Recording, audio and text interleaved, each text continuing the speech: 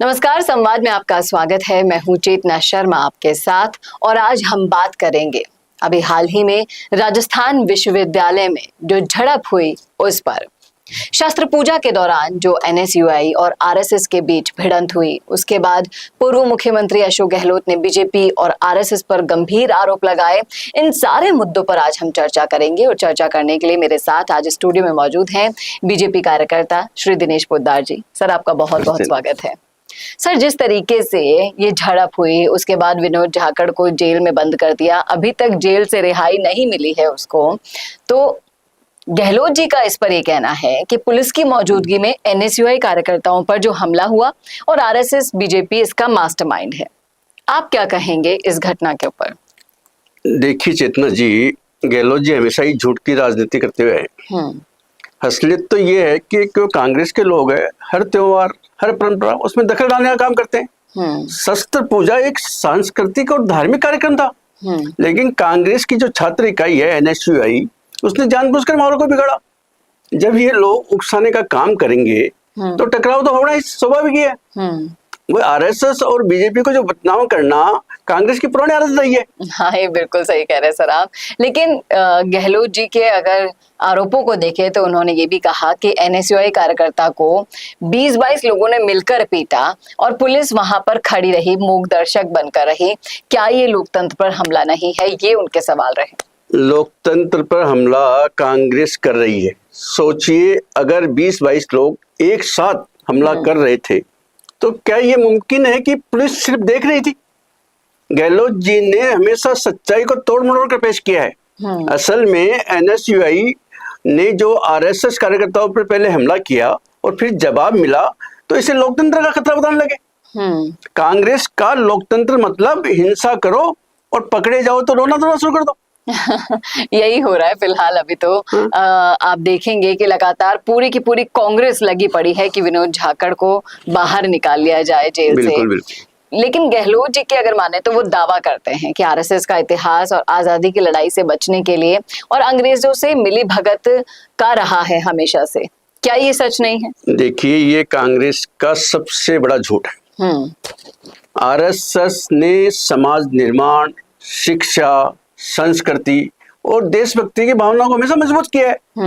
अंग्रेजों से समझौते अगर किसी ने किए तो वो कांग्रेस के नेता थे जी। आरएसएस ने देश में अनुशासन और राष्ट्रवाद का भाव जगाया, जबकि कांग्रेस ने परिवारवाद और भ्रष्टाचार का बीज बोया है। तो आरएसएस को बदनाम करके कांग्रेस अपने गुनाहों पर पर्दा डालना चाह रही है। जी सर, लेकिन ये सारे जो आरोप लगे हैं उनके बीच में एक और वो आरोप लगाते हैं कि आज की सरकार गुंडागर्दी पर उतारू है और अगर रोका नहीं गया सरकार को तो खून खराबा बढ़ेगा। इस स्टेटमेंट पर आपका क्या कहना है? चेतना जी, गुंडागर्दी कांग्रेस की पहचान है। देश ने 1984 का सिख दंगा देखा है, आपातकाल देखा, ये सब कांग्रेस की तो देन है जी। और आज वही कांग्रेस हमें गुंडागर्दी का लेक्चर दे रही है। सच तो ये है कि ये कांग्रेस का कोई एजेंडा जब कोई बचता नहीं है तो इसलिए डर की राजनीति फैलाकर वो राजनीति करना चाहती है।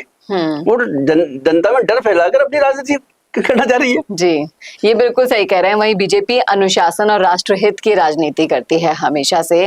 लेकिन अगर गहलोत जी की ही माने तो वो कहते हैं कि अगर ऐसी घटनाओं पर रोक नहीं लगी तो 3 साल बाद कांग्रेस की सरकार बनने पर बीजेपी के लोग भागते रहेंगे, यानी कि वो उस टाइम इस चीज का बदला लेंगे। क्या कहेंगे इस पर आप? ये गहलोत जी का बिल्कुल दिन में स्वप्न देखना जैसा है।